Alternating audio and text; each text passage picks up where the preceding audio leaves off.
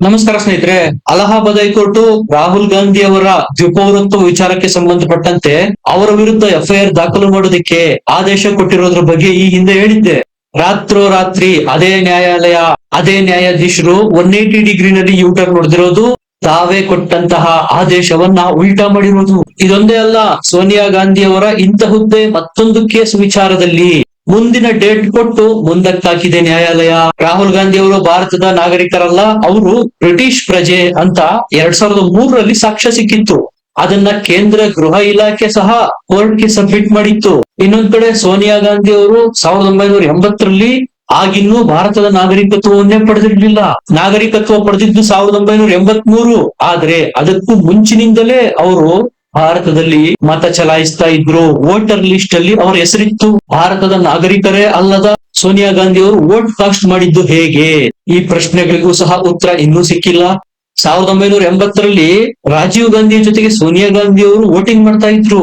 ರಾಜೀವ್ ಗಾಂಧಿ ಅವರ ಮರಣದ ನಂತರ 1983ರಲ್ಲಿ ದಿಲ್ಲಿಯ ಹೈಕೋರ್ಟ್ಗೆ ಒಂದು ಅರ್ಜಿ ಹೋಗುತ್ತೆ. ಪ್ರಧಾನಿಗಳ ನಿವಾಸದಲ್ಲಿ ಒಬ್ಬ ಮಹಿಳೆ, ವಿದೇಶಿ ಮಹಿಳೆ ಇರ್ತಾರೆ. ಆಗ ತತ್ಕ್ಷಣ ಎಚ್ಚೆತ್ತುಕೊಂಡ ಕಾಂಗ್ರೆಸ್ ಸೋನಿಯಾ ಗಾಂಧಿ ಅವರಿಗೆ ನಾಗರಿಕತ್ವ ಕೊಡಿಸುತ್ತೆ. ಅವರ ಹೆಸರನ್ನ ವೋಟರ್ ಲಿಸ್ಟ್ ಗೆ ದಾಖಲು ಮಾಡಲಾಗುತ್ತೆ. ವೋಟರ್ ಐಡಿ ಸಹ ಪಡಿತಾರೆ. ಅಷ್ಟರಲ್ಲಾಗ್ಲೇ ಸೋನಿಯಾ ಗಾಂಧಿ ಅವರು 2 ಮಕ್ಕಳ ತಾಯಿಯಾಗಿದ್ರು, ಪ್ರಧಾನಿ ಕುಟುಂಬದ ದೊಡ್ಡ ಸೊಸೆಯಾಗಿದ್ರು. ಅಲ್ಲಿಯವರೆಗೂ ಇವರು ಭಾರತದ ನಾಗರಿಕತ್ವವನ್ನೇ ಪಡೆದಿರಲಿಲ್ಲ. ಅದಾದ ನಂತರ 2003ರಲ್ಲಿ ತಮ್ಮ ಮಗ ರಾಹುಲ್ ಗಾಂಧಿ ಅವರ ಸಿಟಿಜನ್ಶಿಪ್ ವಿವಾದ ಬರುತ್ತೆ. 2003ರಿಂದ ಇಲ್ಲಿವರೆಗೂ ಅದು ನಡೆದುಕೊಂಡು ಬಂದಿದೆ. ತಾರ್ಕಿಕ ಅಂತ್ಯನೇ ಸಿಕ್ಕಿಲ್ಲ ಆ ಕೇಸ್ಗೆ. ಅದೇ ಸಾಮಾನ್ಯ ಪ್ರಜೆಯಾಗಿದ್ರೆ ಈ ರೀತಿ ಆಗ್ತಾ ಇತ್ತ? ಉಳ್ಳವರಿಗೆ ಒಂದು ನ್ಯಾಯ, ಇಲ್ಲದವರಿಗೆ ಮತ್ತೊಂದು ನ್ಯಾಯ. ಯಾವ ಅಲಹಾಬಾದ್ ಹೈಕೋರ್ಟ್ ರಾಹುಲ್ ಗಾಂಧಿ ವಿರುದ್ಧ ಎಫ್ಐಆರ್ ಹಾಕಿ ಅಂತ ಆದೇಶ ಕೊಟ್ಟಿತ್ತು, ರಾತ್ರೋರಾತ್ರಿ ಅಂತದ್ದೇನಾಯ್ತು? ತಾನೇ ಕೊಟ್ಟಂತಹ ಆದೇಶವನ್ನ ತಡೆ ಹಿಡಿದಿದ್ಯಾಕೆ? ಅಂತಹ ಒತ್ತಡ ಏನಿತ್ತು, ಪ್ರೆಷರ್ ಏನಿತ್ತು ಅವ್ರ ಮೇಲೆ? ಈಗ ರಿಯಲೈಸೇಷನ್ ಆಯ್ತಾ ನ್ಯಾಯಾಧೀಶರಿಗೆ ಎಫ್ಐಆರ್ ಹಾಕೋದಕ್ಕೂ ಮುಂಚೆ ನೋಟಿಸ್ ಕೊಡ್ಬೇಕು ಅಂತ? ಯಾರ್ದಾದ್ರೂ ಒತ್ತಡ ನಿಜಕ್ಕೂ ಇದೆಯಾ? ಒಬ್ಬ ಸಾಮಾನ್ಯ ಪ್ರಜೆಯಾಗಿದ್ರೆ ಈ ರೀತಿ ಆದೇಶ ಕೊಟ್ಟು ನಂತರ ವಾಪಸ್ ಪಡಿತಾ ಇದ್ರ? ಹೆಚ್ಚು ಕಡಿಮೆ ಈ ರೀತಿ ಎಫ್ಐಆರ್ ಹಾಕಿ ಅದನ್ನ ತಡೆ ಹಿಡೀರಿ ಅಂತ ಮರು ಆದೇಶ ಕೊಟ್ಟಿರೋದು ಇತಿಹಾಸದಲ್ಲೇ ಪ್ರಥಮ ಬಾರಿಗೆ ಇರ್ಬೇಕು ಅನ್ಸುತ್ತೆ. ನಾನು ಹೇಳ್ದಾಗೆ 2003ರಿಂದ ರಾಹುಲ್ ಗಾಂಧಿ ಅವರ ದ್ವಿಪೌರತ್ವದ ಈ ಕೇಸ್ ಕೋರ್ಟ್ ಅಲ್ಲಿದೆ.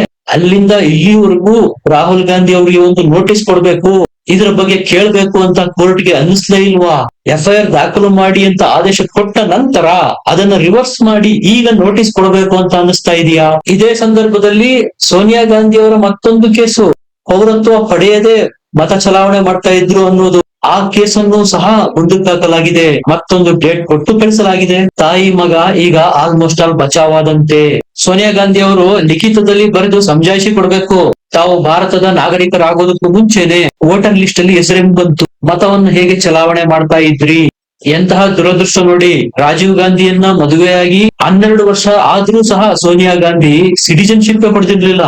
ಅಂದ್ರೆ ನಮ್ದೇ ಸರ್ಕಾರ ಏನು ಬೇಕಾದ್ರೂ ಮಾಡಿದ್ರು ನಡೆಯುತ್ತೆ, ಭಾರತದ ನಾಗರಿಕರಾಗುವ ಅವಶ್ಯಕತೆ ನನಗಿಲ್ಲ, ನಾವು ರಾಜವಂಶಸ್ಥರು, ನಮ್ದು ದೇಶ ಆಳೋ ಪ್ರಧಾನಿ ಕುಟುಂಬ, ನಮ್ಗೆ ಯಾವುದೇ ಕಾಯ್ದೆ ಕಾನೂನುಗಳು ಅಪ್ಲೈ ಆಗೋದಿಲ್ಲ, ಈ ರೀತಿಯ ಮನಸ್ಥಿತಿ ಏನಾದ್ರೂ ಇತ್ತ?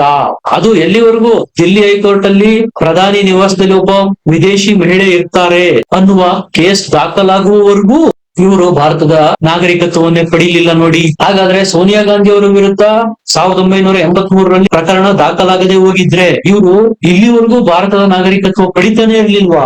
ರಾಹುಲ್ ಗಾಂಧಿ ಅವರ ದ್ವಿಪೌರತ್ವ, ಸೋನಿಯಾ ಗಾಂಧಿ ಅವರು ನಾಗರಿಕತ್ವ ಪಡೆಯುವುದಕ್ಕೂ ಮುಂಚೆನೆ ವೋಟ್ ಹಾಕಿದ್ದು, ಇದ್ಯಾವುದು ಗಂಭೀರ ಪ್ರಕರಣಗಳೇ ಅಲ್ವಾ? ಈ ತೀರ್ಪು ಬಂದಿರೋದು ಅಲಹಾಬಾದ್ ಹೈಕೋರ್ಟ್ ಇಂದ. ನೆನ್ಪಿಟ್ಕೊಳ್ಳಿ, ಇದೇ ಅಲಹಾಬಾದ್ ಹೈಕೋರ್ಟ್ಗೆ ಜಸ್ಟಿಸ್ ವರ್ಮಾ ಸಹ ಬಂದಿದ್ದು. ಈ ಜಸ್ಟಿಸ್ ವರ್ಮಾ ಕೇಸಲ್ಲಿ ಅವರ ಮನೆಯಲ್ಲಿ ಸುಟ್ಟ ಕಂತೆ ನೋಟ್ಗಳು ಪತ್ತೆಯಾಗಿದ್ದು. ಏನ್ ಮಾಡೋದಕ್ಕಾಯ್ತು ಜಸ್ಟಿಸ್ ವರ್ಮಾರಿಗೆ? ಅದೇ ಒಬ್ಬ ಸಾಮಾನ್ಯ ಮನೆಯಲ್ಲಿ ಈ ರೀತಿ ಕಂತೆ ನೋಟ್ಗಳು ಸಿಕ್ಕಿದ್ರೆ ಸುಮ್ನೆ ಬಿಡ್ತಾ ಇದ್ರ? ಈ ಪ್ರಕರಣ ಬೆಳಕಿಗೆ ಬಂದ ನಂತರ ಸಹ 1 ವರ್ಷಗಳ ಕಾಲ ಜಸ್ಟಿಸ್ ವರ್ಮಾ ತಮ್ಮ ಕುರ್ಚಿನಲ್ಲಿ ಕೂತಿದ್ರು. ಇನ್ನೇನು ರಿಟೈರ್ಡ್ ಆಗೋದಕ್ಕೆ ಕೆಲವೇ ದಿನ ಇದೆ ಅನ್ನುವಂತೆ ಹೇಗಿದ್ರು ಮಹಾಭಿಯೋಗ ತಂದಿದೆ ಸರ್ಕಾರ.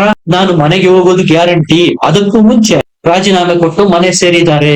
ರಾಹುಲ್ ಗಾಂಧಿ ದ್ವಿಪೌರತ್ವ ವಿಚಾರಕ್ಕೆ ಎಫ್ಐಆರ್ ಹಾಕಿ ಅಂತ ಅದೇ ಹೈಕೋರ್ಟ್ ಇಂದಾನೆ ಆದೇಶ ಬಂದಿದ್ದು, ಅದೇ ಹೈಕೋರ್ಟ್ ಅದನ್ನ ರದ್ದು ಮಾಡಿ ಅಂತ ಸಹ ಆದೇಶ ಕೊಟ್ಟಿದೆ.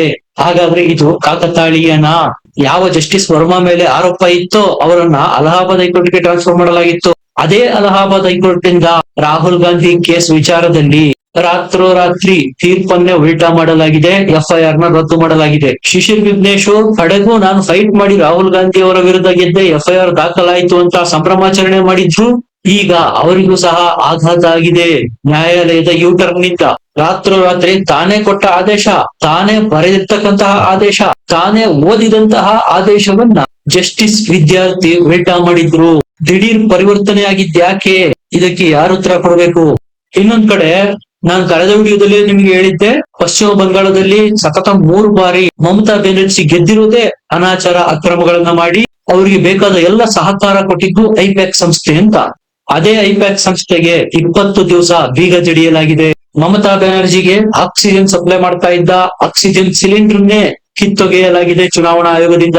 23ನೇ ತಾರೀಕು ಫಸ್ಟ್ ಫೇಜು, 29ನೇ ತಾರೀಕು ಸೆಕೆಂಡ್ ಫೇಸ್ ಆಗುತ್ತೆ. ರಿಸಲ್ಟ್ ಮೇ 4ನೇ ತಾರೀಕು ಬರುತ್ತೆ. ಈ ಐಪ್ಯಾಕ್ ಸಂಸ್ಥೆ ಮೇ 11ನೇ ತಾರೀಕುವರೆಗೂ ಕಾರ್ಯ ಸ್ಥಗಿತ ಮಾಡಿದೆ. ಅಂದ್ರೆ ಆಲ್ಮೋಸ್ಟ್ ಆಲ್ ಮಮತಾ ಬ್ಯಾನರ್ಜಿಯ ಸೋಲು ಪಶ್ಚಿಮ ಬಂಗಾಳದಲ್ಲಿ ಗ್ಯಾರಂಟಿ. ಮಮತಾಳ ಪಾರ್ಟಿ ಮ್ಯಾನೇಜ್ಮೆಂಟ್, ಬೂತ್ ಮ್ಯಾನೇಜ್ಮೆಂಟ್, ಚುನಾವಣಾ ಮ್ಯಾನೇಜ್ಮೆಂಟ್ ಎಲ್ಲ ಮಾಡ್ತಾ ಇದ್ದಿದ್ದು ಈ ಐಪ್ಯಾಕ್ ಎನ್ನುವ ಸಂಸ್ಥೆ.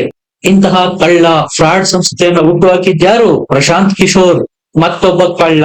ಇವರ ಪರಿಸ್ಥಿತಿ ಏನಾಯ್ತು? ಬಿಹಾರದಲ್ಲಿ ಹೀನಾಯವಾಗಿ ಸೋತು ಮನೆ ಸೇರುವಂತಾಯ್ತು. ಪಡೆದ ಸೀಟ್ಗಳ ಸಂಖ್ಯೆ 0. ಈತ ಬಡಕೋಲೆ, ಕೇವಲ ಮಾತಿನ ಮಲ್ಲ, ಮತ್ತೊಬ್ಬ ಕೇಜ್ರಿವಾಲ್ ಅಂತ ಬಿಹಾರದಲ್ಲಿ ಸಾಬೀತಾಗೋಯ್ತು. ಅಂತಹ ವ್ಯಕ್ತಿ ಹುಟ್ಟುಹಾಕಿದ್ದ ಸಂಸ್ಥೆ ಈ ಐಪ್ಯಾಕ್. ಇದೇ ಐಪ್ಯಾಕ್ ಸಂಸ್ಥೆ ಅಡ್ಡದಾರಿನಲ್ಲಿ ಮಮತಾ ಬ್ಯಾನರ್ಜಿಗೆ ಎಲೆಕ್ಷನ್ ಗಳನ್ನ ಗೆಲ್ಲೋದಕ್ಕೆ ಸಹಾಯ ಮಾಡ್ತಾ ಬಂದಿತ್ತು. ಮೊನ್ನೆ ರಾತ್ರಿ ಶನಿವಾರ ಈ ಐಪ್ಯಾಕ್ ಸಂಸ್ಥೆಯಿಂದ ತನ್ನ ಉದ್ಯೋಗಿಗಳಿಗೆ ಇಮೇಲ್ ಮಾಡಲಾಗಿದೆ, ಮೇ 11ನೇ ತಾರೀಕುವರೆಗೂ ನೀವು ಕೆಲಸ ಮಾಡೋ ಅಗತ್ಯ ಇಲ್ಲ, ರಜೆ ತಗೊಳ್ಳಿ ಅಂತ. ಇವರೆಲ್ಲ ಯಾರು? ಪಶ್ಚಿಮ ಬಂಗಾಳದ MLA ಕಾನ್ಸ್ಟಿಟ್ಯೂಯನ್ಸಿಗಳಲ್ಲಿ ಕೆಲಸ ಮಾಡ್ತಾ ಇದ್ದ ಐಪ್ಯಾಕ್ ಉದ್ಯೋಗಿಗಳು. ಇದು ಮಮತಾ ಬ್ಯಾನರ್ಜಿಗೆ ದೊಡ್ಡ ಆಘಾತ ಅಂದೆ. ಯಾಕಪ್ಪ ಅಂದ್ರೆ ಇದೇ ಉದ್ಯೋಗಿಗಳು ಮಮತಾ ಬ್ಯಾನರ್ಜಿಯ ಸೋಷಿಯಲ್ ಮೀಡಿಯಾಗಳನ್ನ ಹ್ಯಾಂಡಲ್ ಮಾಡೋದ್ರಿಂದ ಹಿಡಿದು ಚುನಾವಣಾ ಕಾರ್ಯತಂತ್ರ ಬ್ಲೂ ಪ್ರಿಂಟ್ ರಚನೆ ಮಾಡೋದು, ಕ್ಯಾಂಡಿಡೇಟ್ ಗಳನ್ನ ಆಯ್ಕೆ ಮಾಡೋದು, ಎಲೆಕ್ಷನ್ ಮ್ಯಾನೇಜ್ಮೆಂಟ್ ಮಾಡೋದು, ಈ ಎಲ್ಲ ಕಾರ್ಯಗಳನ್ನ TMC ಪರವಾಗಿ ಈ ಐಪ್ಯಾಕ್ ಸಂಸ್ಥೆ ಮಾಡ್ತಾ ಇತ್ತು. ಮೇ 4ನೇ ತಾರೀಕು ರಿಸಲ್ಟ್ ಬರುತ್ತೆ. TMC ಏನಾದ್ರೂ ಮತ್ತೆ ಅಧಿಕಾರಕ್ಕೆ ಬಂದ್ರೆ ಮತ್ತೆ ಐಪ್ಯಾಕ್ ಸಂಸ್ಥೆ ಪ್ರವರ್ಧಮಾನಕ್ಕೆ ಬರುತ್ತೆ. ಆದ್ರೆ ಉಲ್ಟಾ ಸುವೇಂದು ಅಧಿಕಾರಿ CM ಆಗಿ ಬಿಜೆಪಿ ಏನಾದ್ರೂ ಅಧಿಕಾರಕ್ಕೆ ಬಂದ್ರೆ ತಲೆ ಕೆಳಗ್ ಮಾಡಿ ಕಾಲ್ ಮೇಲ್ ಮಾಡಿ ಬಾರಿಸ್ತಾರೆ ನೋಡಿ. ಸದ್ಯಕ್ಕೆ ಈ ಐಪ್ಯಾಕ್ TMC ಪರ ಕೆಲಸ ಮಾಡೋದ್ರಿಂದ ನಿಷೇಧ ಮಾಡಲಾಗಿದೆ, ಸಂಪೂರ್ಣ ನ್ಯೂಟ್ರಲ್ ಮಾಡಲಾಗಿದೆ. ಈ ಸಂಸ್ಥೆಯ ಸಂಸ್ಥಾಪಕ ಪ್ರತೀಕ್ ಜೈನ್ ಮತ್ತು ಆತನ ಪತ್ನಿಯನ್ನ ಇಡಿ ಅಧಿಕಾರಿಗಳು ಹಾಕೊಂಡು ರುಬ್ಬಿದ್ದಾರೆ. ಈಗ ಈ ಸಂಸ್ಥೆಯ ನೌಕರರಿಗೂ ಸಹ ಡವಡವ ಶುರುವಾಗಿದೆ. ಎಲ್ಲಿ ನಮ್ಮ ಮೇಲೂ ಸಹ ಇಡಿ ದಾಳಿ ಮಾಡುತ್ತೋ ಭಯದ ವಾತಾವರಣದಲ್ಲಿ ಜೀವಿಸ್ತಾ ಇದ್ದಾರೆ. ಹೇಗಿದ್ರು ವಾತಾವರಣ ಬಿಜೆಪಿ ಪರ ಇದೆ, ಸೈಲೆಂಟ್ ಆಗಿ ಬೇಗ ಹಾಕೊಂಡು ಹೋಗ್ಬಿಡೋಣ ಅಂತ ತನ್ನೆಲ್ಲ ಎಂಪ್ಲಾಯಿಗಳಿಗೆ ಮೇ 11ರವರೆಗೂ ರಜಾ ತಗೊಳ್ಳಿ ಅಂತ ಹೇಳಿದೆ. ಕುಂಬಳಕಾಯಿ ಕಳ್ಳ ಅಂದ್ರೆ ಹೆಗಲು ಮುಟ್ಟಿ ನೋಡಿಕೊಂಡ್ರು ಅನ್ನುವಂತೆ ಐಪ್ಯಾಕ್ ಸಂಸ್ಥೆಯ ಮೇಲೆ ದಾಳಿ ಮಾಡಿ ಅದನ್ನ ಮುಚ್ಚಿದ್ರಿಂದ TMC ನಲ್ಲಿ ಹಾರಾಟ ಚೀರಾಟಗಳು ಕೇಳಿ ಬರ್ತಾ ಇದಾವೆ. ಕ್ಲಾರಿಟಿ ಕೊಡ್ಬೇಕಾಗಿರೋದು ಐಪ್ಯಾಕ್ ಸಂಸ್ಥೆ, ಆದ್ರೆ ಬಚಾವ್ ಮಾಡೋದಕ್ಕೆ ಬರ್ತಾ ಇರೋದು TMC. ಅಂದ್ರೆ ಸ್ಪಷ್ಟ TMCಗೆ ಆಕ್ಸಿಜನ್ ಸಪ್ಲೈ ಆಗ್ತಾ ಇದ್ದಿದೆ ಐಪ್ಯಾಕ್ ನಿಂದ. ನಿಮ್ಗೆ ಏನನ್ಸುತ್ತೆ? ಕಮೆಂಟ್ ಮಾಡಿ, ಲೈಕ್ ಮಾಡಿ, ಚಾನಲ್ ನ ಸಬ್ಸ್ಕ್ರೈಬ್ ಮಾಡಿ. ಮತ್ತೆ ಸಿಗೋಣ. ನಮಸ್ಕಾರ.